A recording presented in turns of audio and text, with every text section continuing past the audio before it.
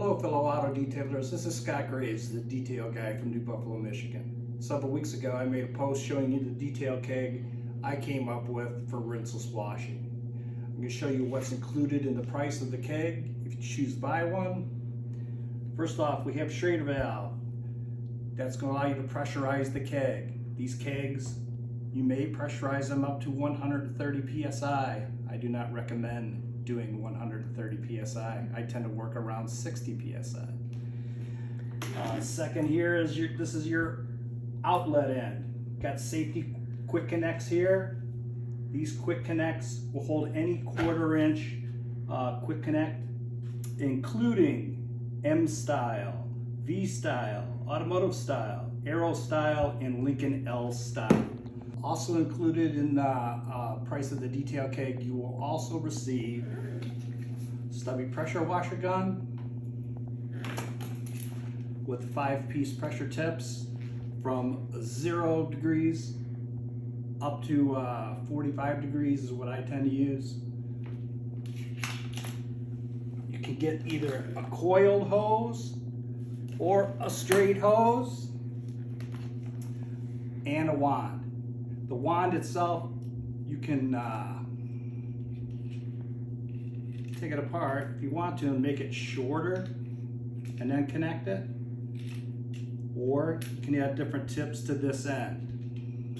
I tend to keep it this way so I can get the roof lines of taller cars.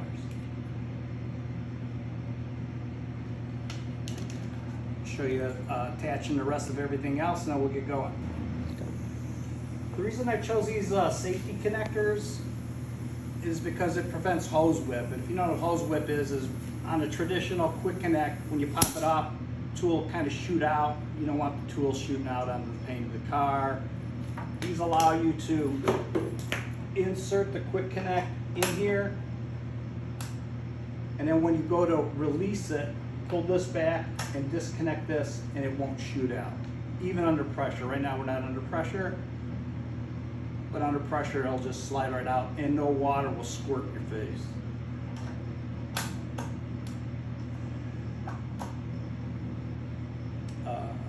Let's fill her up, get her going. The keg holds 5 gallons. I tend to mix 4 gallons of rinseless solution at a time, 1 ounce per 2 gallons. I use Optimum No Rinse. I've been using it since the late 90s, early 2000s, whenever it was released. And then the updated formulas, of course. You can choose the rinseless wash you'd like, but we're gonna use O&M.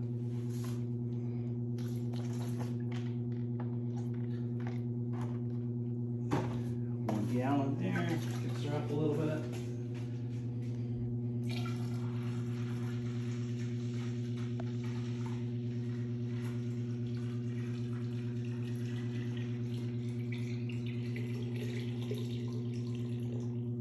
Once you have your rinseless solution into the keg, put on the keg lid this way, turn it over, and then push it down. Make sure your relief valve is also closed, and then you're ready to air it up.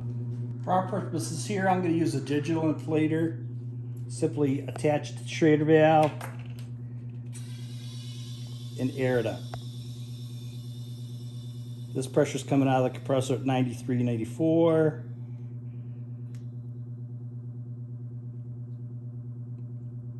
Keg is pressurized 56. Once you have your keg pressurized, I always put the cap back on the Schrader valve just so I know where it's at. It won't lose pressure. From here, you have your choices. You can either use your stubby gun or you can use your wand. Me, I tend to use the stubby gun. Simply insert it into the quick connector, push the silver thing up, put the blue collar up, you're ready to go. Me, I'm going to use a 25 degree angle pressure tip. Put it in here, here you go. Make sure it's locked in, not going to blow out onto the vehicle you're working on. I'm going to just give you a little demonstration about how the pressure comes out of the keg.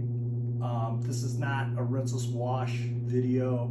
There's plenty of them out there. You can choose the way you do it, and I'll choose the way I do it. We'll all be good. Basically spray it on. Got pretty good pressure here with the 25-degree nozzle. Get into the wheel wells. I tend to soak down the lower rockers here first, and then go from there. Well, I'll dry this panel off, and then we'll move on. Obviously, see, I use the coiled. I've been getting more and more attached to the coiled hose. It's 25 feet long. The flat hoses are also 25 feet long, but I'm really kind of liking the coiled hose. So we'll do the next panel. We'll soak it down.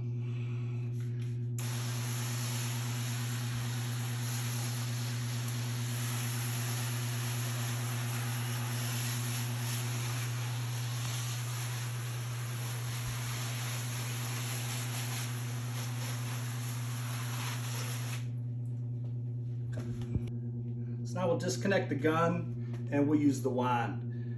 Simply pull back the blue collar, pull back that, no hose whip whatsoever.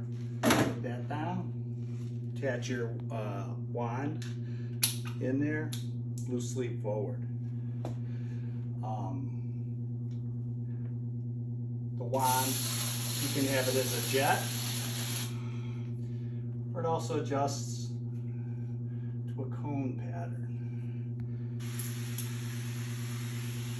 Your preference. Jet might be more beneficial for getting into wheel wells. Get that to be more of a jet. And here's the salt neutralizer solution if you like in there. It really works well. You can get in deep.